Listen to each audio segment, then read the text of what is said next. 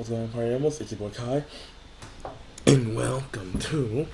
I sound like Markiplier for a second there. Welcome, uh, but welcome back to Still Water. The last place we left off, we're going to a lake. If I remember correctly, we were being summoned by something. Let's continue. Oh, it's raining. One of my favorite types of weather, other than snow, because having it get cold and chilly. Fine. Also, I'm gonna just start reading normally. Uh, well, maybe. Mm. We gonna see. Whatever it ends up as, it ends up as. I'll read whatever is comfortable for my throat. Finally entering through the park, Hugo calls out to Colby and Noah. Colby! Noah! Well, actually, I'm gonna go back to the deep voice. Because it like averages. It may. It, I'm gonna go back to my bass tone. Because it like averages it out. No, the high pitched talk with the emotion, with the characters talking, but then the low bass tone narration of the action. Y'all understand what I'm talking about. I don't need to explain this to you. Colby! Noah! Where are you? That was not the voice I had for this man. He hears faintly the sounds of barking and echoes of people yelling in the distance. He rushes towards the echoes, guiding him through the downpour. But why am I talking like that? With his heart racing and blood rushing to his head, he finds his way to the lake. Drawing closer, he sees Nina giving chase to her grandfather. Unfortunately, she doesn't get too far as Noah stops her. Grandpa! Grandpa! Oh shit. Grandpa! Stop! Grandpa! Let me go. My grandpa, he's... No, Nina, it's dangerous. You'll get hurt too. I don't care. I don't want to lose anyone anymore. It's at that instant Hugo trudges against the water, pursuing in Nina's stead. Hugo? No, don't! Please fall deaf to his ears. Not even the whines and worried cries of his partner can make him turn back. Okay, you can at least, like, turn around. Look at your boy. Determined, he forges ahead. Nearing the deep end of the lake, he sees Henry Mortimer gazing directly at the abyss. He looks even more frail and disheveled than before. It's as if all the life he's lived up until this point has begun to fray, draining every ounce of himself and surrendering it all to the lake. Before Henry could lean in, Hugo reaches out and tugs at his arm. Mr. Mortimer, listen to me. Nothing is waiting for you down there, so please come back to the shore with me. Motionless and unresponsive, he stares deeply into the water. The haze over his eyes is still obscure and persistent. There's so many things we cannot afford to lose in our lives, and you're one of them. To Nina, you're all she has left. She needs you, Mr. Mortimer. I don't know how... The fact that bro is like this is supposedly a grandfather, and it was like all she had left, and her mental health is tied so closely to him. What would she would have done if bro died of natural causes? Well, time to drink the bleach. Like, what was she finna do? Hugo felt it. A slight jolt from Henry's arm, as if stirred by the mention of Nina. He slowly turns to face Hugo. That's not Mr. Mortimer, that's Bruno right there. Nina. However, just as cruel and violent as the storm, Henry jerks back, wrenching his arm away from Hugo's hold on him. No, I gotta make a voice for this motherfucker now. Golly, I really,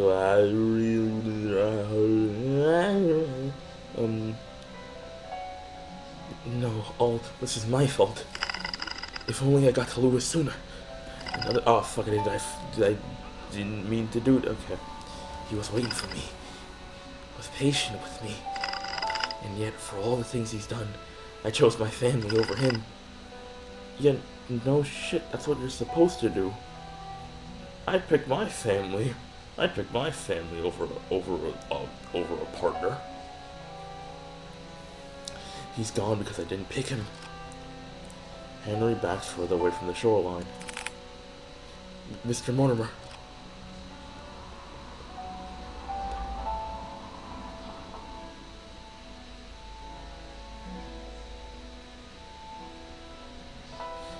Oh shit, sorry, died.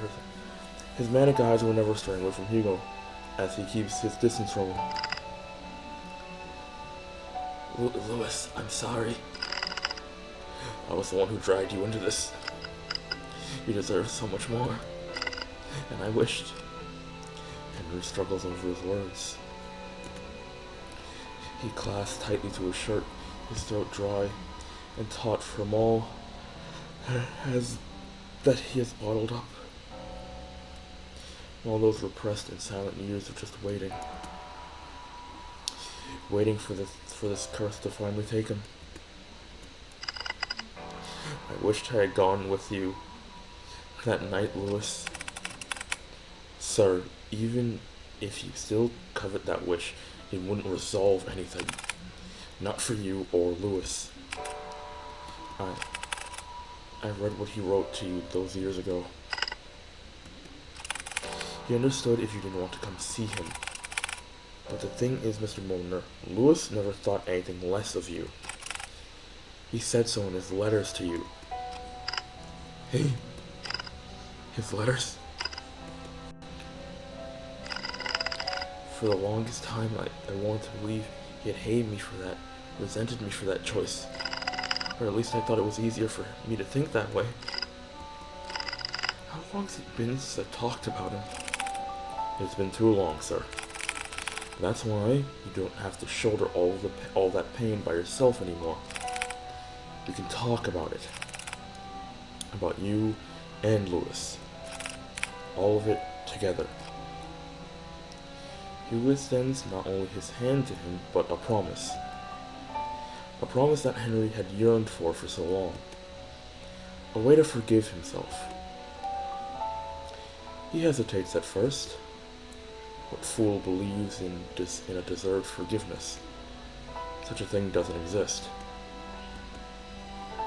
And yet, despite everything, Hugo still reaches out to him. To a stranger. Maybe he can be forgiven. Just as he was about to reach out for Hugo, a hand slithers around Henry's instead. Ooh. Jesus Christ, he really is Bruno! Its arms unnaturally contort around him, while its head...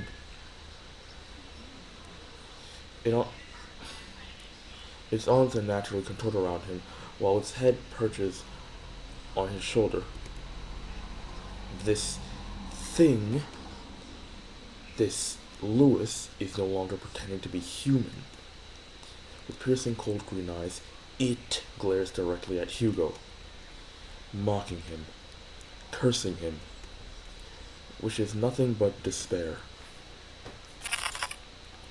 We can be saved. We can be forgiven. What the fuck? There is only one true way out of this. I will share with you the most happiest of endings. Before Hugo could reach out for Henry's hand, he disappears into the water. Mr. Mortimer! Without hearing the anguished cries and desperate pleas, Hugo dives after him. I know, you see this shit? Into the abyss. Blank, nobody knows where we are. Plunging into icy waters, Hugo feels shock running rampant throughout his body, like spikes continuously piercing his legs to the tip of his fingers, fiercely and unyieldingly. His chest tightens as his heart races as he begins to kick his legs, hoping whichever way he goes, he'll find his way to Henry. Swimming deeper and deeper, he sees, faintly, a figure slowly descending into the darkness. As he finally gets closer to Henry, long snake-like arms stretch across the void and grab Hugo's neck, violently squeezing all the air out from him. He tries desperately to wrench his hands away. With each struggle, Hugo's moves begin to weigh heavier and heavier. Louis, where are you, Louis? It's looking for Louis. You cannot be serious. What? Why do you think Henry got anything to do with this, bro? If he knew where Louis was, he would have been with him, clapping his cheeks. Digging deeper into his coat's pockets, he grasped tightly in his hand the locket that Henry kept and had long forgotten, holding it out as it shines ever so brightly in the dark. Ah, there you are. It releases its grip on Hugo and instead reaches out for the locket. Taking this as a chance, he drops the chain and kicks with all his might to grab Henry's arm. With his heart and body screaming in pain, he desperately what the fuck? He swims desperately to the surface. Almost there. I just have to. As the light begins to blur, Hugo makes one last attempt to reach for it. With his limbs worn out and his energy spent, this is all he can do.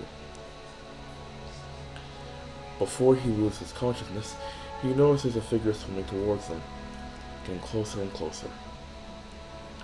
And then, everything fades to black. Drifting along what feels like an endless sea, Hugo courses through the wave after wave, not knowing where he's going or caring for that matter. All he knows is that he's very, very tired. How long has it been since he had a good night's rest? It's been too long. Maybe I should take that rest now. I'd like that so much. I agree, you deserve it, but not here. Huh. I'm sorry for startling you. I just wanted to see you one last time before I go. Louis? You've done so much for me and Henry. I can't thank you enough. No worries. I want to thank you for watching over me. Louis did, excuse me. I got choked out. And also, I want to apologize for my marks from before. I really thought that I had things figured out once I had found you, but you know, that turned out for me. You know how that turned out for me. It's alright, really. After all this, I didn't get to read that. Especially Henry. Louis. I was worried about him for a long time. He always wanted to keep me away from his personal struggles, to keep me safe from them. But I was too stubborn for my own good. Honestly, I don't regret it. Any of it. Even if I could no longer reach out to Henry, fate weaved its thread back to you. Our tangent connecting us once more to this very moment. What the hell connects me to Louis? And for that, I'm forever grateful to you, Hugo. You're welcome, Louis. From a far-off distance, Hugo hears a voice crying out to him, beckoning for him to return.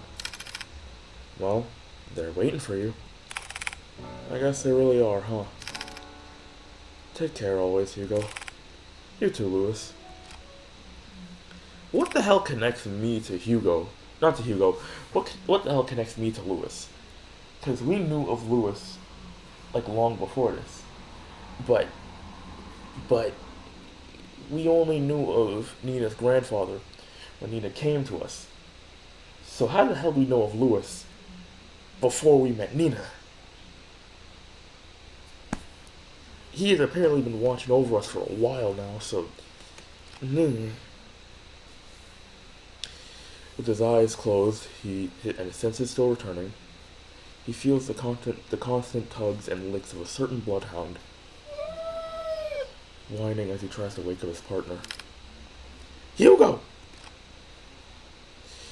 He also hears another familiar voice, too annoyingly close for his comfort. Eyes shot right open, he jerks up. Confused, Hugo looks around before he coughs up the remaining water in his lungs. You alright? Noah starts to pat his back, like while Colby continues to whine over Hugo. What happened? Where's Mr. Mortimer? He's safe. So is Nina. They're both okay. The police and the ambulance should be arriving soon. Oh, thank goodness. Isn't there more you have to say to me? Instead of, thank goodness. I swear you don't listen to a damn word I say. I'm sorry, Noah. Exhausted, he lets out a sigh. He then continues to pat Hugo's back aggressively when someone approaches him. Detective Laurent? Oh, Nina. There's someone I want you to meet. Behind her stands an elderly man. Oh, unlucky for you, you couldn't keep the youth. So you still gonna die at natural causes eventually. Frail in stature, he timidly looks to the side, pensively as he ponders to himself. Although his youth has long faded, his eyes are what catches Hugo's attention. They're no longer a piercing and vicious green. Only eyes just like Nina's. Hello, Mr. Mortimer. Detective. I never got the chance to say goodbye to him. I always thought about it every day. What if Lewis lived on in this world? What if he stayed a little longer with me? It's because of that constant mindset I dragged everyone down. And I kept hurting not only me, but Nina especially. I was the one who kept hurting her, the one to blame for all of this. But you, someone that I've never met, still went out of your way to save me. Not knowing my burdens or my faults. Thank you. Hugo reaches out to Henry, smiles brightly at him. It's my pleasure, sir. Before he lets go, you just bum butt me. Before he lets go, Henry tugs at Hugo's hands one last time. I hope that someday you two will overcome it. Thank you, I guess. The next day, 8 a.m. Nobody in this group could say they don't believe in ghosts now, I guess. Well, good morning, Hugo. You're bright and early. Morning. With much fever and haste, Hugo resumes writing on his notepad. Although by closer inspection, he looks like he's going to combust any minute. Are you writing up the report? Without looking up, Hugo responds back. Yeah, for the most part. You still need to write yours too. I will. But since I haven't had breakfast yet, I don't like eating by myself.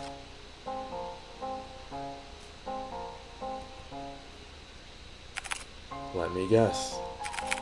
2 is better than 1. Bingo! Wow, Hugo, you're really catching on. This motherfucker got... I'm not gonna say anything, but it seems like... It seems like Noah is what I like to call the gay hot guy.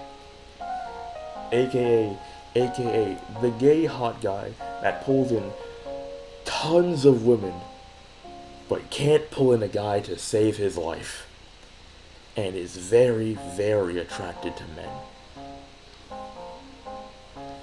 And it just so happens that he's attracted to me. I'm not gonna say that's what it is, but that's what it seems like it is. I'm so proud of you. Ah, shut it, will you?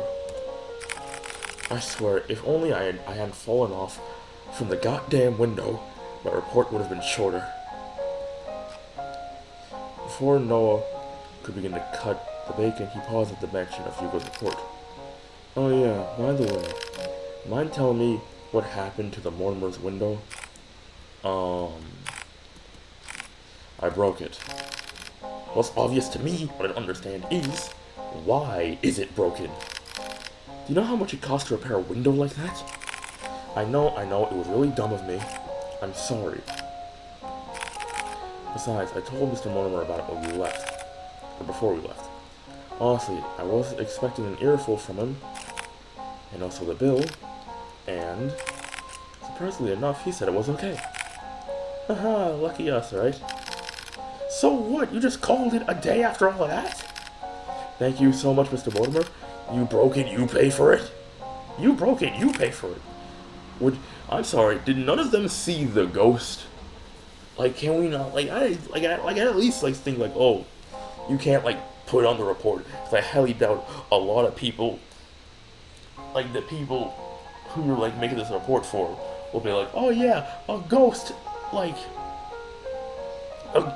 slowed my movements, so it was, hard for me to break the window. Yeah, no, I don't think they'll be cool with that. But Noah, the ghost wrapped around him before, the ghost wrapped around him before he dragged him into the water, out of sight, out of mind. So Noah and Nina should have saw, that thing. Would you chill? Of course I'll pay for it. But each time I keep insisting, he just shrugged it off. Said that we already went through a lot of them, so this was nothing in comparison. You know what? He's right. After all that we went through, we deserve at least a nap. Before he could walk away, he stops and sees a familiar person walking towards the storefront, carrying something with her. Please tell me it's okay. I was about to say, if it was Nina and not just I thought it was someone else from our past we knew, it just hey, got a new case, big dog. Good morning, you two.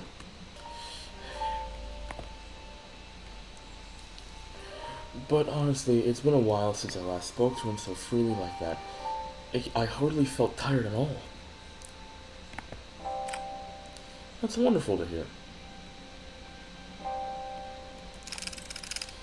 But there is something else I wanted to ask the both of you for.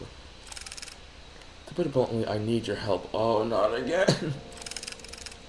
If you two aren't busy, I would like some company eating these. Inside a clear plastic bag are a stack of 2 boxes placed on top of one another. She opens the box on top and reveals a colorful array of neatly decorated donuts, all lined perfectly. No cramped or squished spaces. Oh, thank God, you woman! You scared the bejesus out of me. Oh my God. A work of art in Hugo's eyes. Damn. So we get breakfast and donuts. So wait, let me get this straight. You think just cause I somewhat work for the law, you think I just like donuts? Well, you're correct. Hand them bitches over. Wow, so pretty. Donuts. They look so delicious.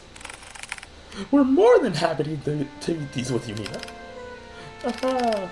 There he goes again with his donuts. So it seems that we have a donut addiction. Gotcha. But yes, please join us, Miss Nina. We're about to have our breakfast too. Weren't we, Kuya?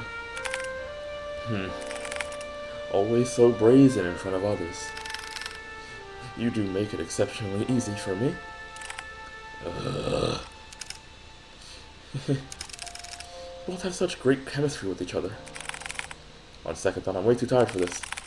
I don't have to apologize in advance for this, but truly, I've been running on last night's coffee, and I'm about to pass out any minute now. No worries. Honestly, I take a little break. Time sounds like what we all need right now. Thanks. Hugo puts down his pen and she's head for the couch. Colby follows after him. Would you like to join us, Miss Nina? I would love to. I guess we save these for later then. Yes, please do. I just say, yes, please do. Don't touch my no, I swear to God, if you touch my goddamn donuts, I will tell them about your goddamn... I forgot what it was called, but it's like a gay sex toy. Non-Baka mentioned it one time. Now come on, it's nap time. Noah sighs heavily before setting down his food on his desk. He then gestures Nina towards the sofa, which she happily takes his offer and joins them. Group nap time, bro. Group nap times is the greatest, bro. Ugh, I'm getting old. By the way, speaking of getting old, for those who weren't aware, yesterday was my birthday. At the time of recording this, at least. By the time it's uploaded, it probably not. But yeah, yesterday was my birthday, so if you could wish me a postpartum happy birthday, that would be fantastic. Ugh, I'm getting old. I mean, you are old. Shut it. This is really nice. Aw, good boy, Colby, come here. Nina quietly coos at him and begins to scratch the back of Colby's ears once more. Hugo leans a little closer to Noah, his voice above a whisper, but close enough for Noah only to hear him. I'm glad that you came along yesterday. Oh, what's this? You're getting chummy with me now. Call it chummy or whatever, but I really mean it. If you hadn't saved us back there... Look, I told you before. I'll be there whenever you get yourself into reckless shit. Besides, didn't you say this was a nap time? Get some rest. You deserve it. You too. A calming silence fills the room as they bask under the morning glow. No big parties or celebrations. Just each other's company and sharing this small reward. A small and warm comfort. Good end. Case closed. Yeah, baby. Low-key, I did not know where this game was gonna end. But this is definitely this is definitely what I call a good end, bro. I'm not gonna lie, group nap sessions, group nap times ain't none like it.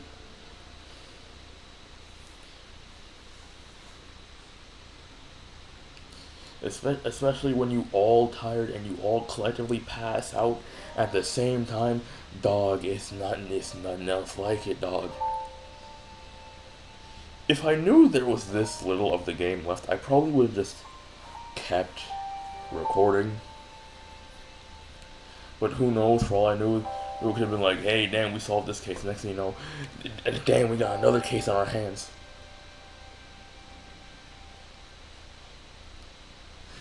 But yeah, that was the good end. The case closed. So I went back and I'm rejecting the case this time to see if that would change the game. Because the like the whole chess thing, that wasn't really like an option. Like, it wasn't really an option to ignore it. Like that was a thing that you had to do. And I couldn't really be like, oh, and it wasn't really like, oh, what would you want to do? Like, give the ghost this or that. No, it automatically gave him the necklace. So the only thing I can really think is like, damn, what if we reject the case from the jump? The burden, the solitude, the madness. Hugo knows all of it intimately. He suffers the same conflicts that weigh heavily on her mind, and yet, in spite of this, it is too much for him. I'm sorry. Sorry. Sorry. Again. Sorry if I feel a little bit loopy right now. Again, the amount, the amount of, the amount of respect I have for voice actors is, bro. I've been talking for like, I've been doing this shit for only fucking what the hell am I recording? Fucking 30 minutes. It's already starting to get this fucking a little lightheaded. Not even a little lightheaded. And yet, in spite of it, this is too much for him. Like what? Maybe it's because I'm hungry. Maybe that's the reason. Like walking along a tightrope with this ground void and unclear. Okay, I did forgot to read that. So very, very dark. No, I can still do it. We can still do this. Before he can respond, a distant voice so charming, so terribly commanding, binds him at that spot. It's already too late for them, you know. Huh? No, not here. A dull but yet distinct, pulsating sound, so rhythmic in its tune, starts its maddening melody. From the top of his crown down to the base of his skull, he feels it, all present and daunting. Just let go. Let me help you. No, I can do it if you would just let me. Snake-like hands wrap around his head, so closely, squeezing ever so tightly that he can't help but try shutting his eyes from the pain. Such a kind person you are, Hugo. Hugo tries to ground himself. He tries to remind himself to breathe. A sweet and beloved friend. To remember there are other people that care for him. The joy and warmth of their company. I wish you could have done the same for me. I'm sorry, what's going on here? I don't know Hugo's backstory. I'm so confused. To remember that he is here and present, that he is useless. Am I getting possessed? Hugo? Hey, what's wrong? Looking at Hugo's cute coat, Noah tries to catch his attention but fails as he notices something amiss. Hugo? There is a despondent look on Hugo's face. His eyes distinctly shrouded by a deep haze, as if lost in them. He won't budge. No matter how many times Noah tries to tug or shake him, he still will not respond. But for Hugo, he can hear everything. Like a paralysis he can't wake from. His body sits there, motionless, and detached from everything. Desperate and concerned, Noah turns to Nina and ushers her in a sincere apology. I'm sorry, Miss Nina, but I don't think we can help you at the moment. If you will just come back a bit later, then we can... No, it's fine. There might be a next time. Hugo winces at her cold and blunt remark. No, wait, Miss Mortimer, please. Nina stands up abruptly from her seat. She wipes away the tears quickly from her reddened face with the sleeves of her coat, and looks down. Once more, her tense and cold front-like demeanor returns to the forefront, already trying to forget and move on. Without so much as a word, she slightly bows her head towards them and walks out of the office, not once looking back.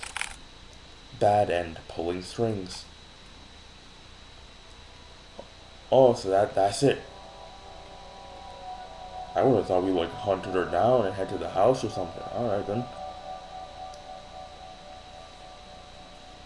Right, well, I guess it's good that that bad ending wasn't that long. I mean,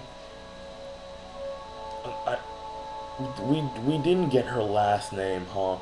So we wouldn't have known like where to find her and like where the Mortimer estate. Well, I'm sure we could have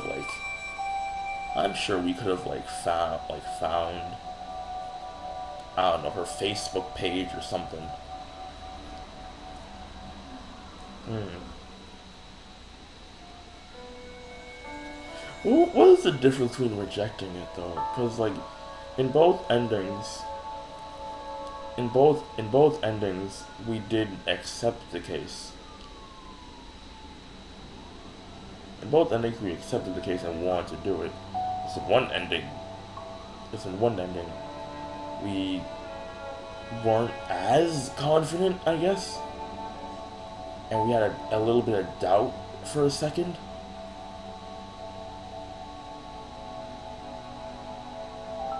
Like that, and that small little bit of doubt encouraged the ghost, or like that small little bit of doubt gave the ghost the opening he needed to come and like take over. But I'm trying to find it. I'm trying to find the words here. But yeah, that was Still Water. Hope y'all enjoyed.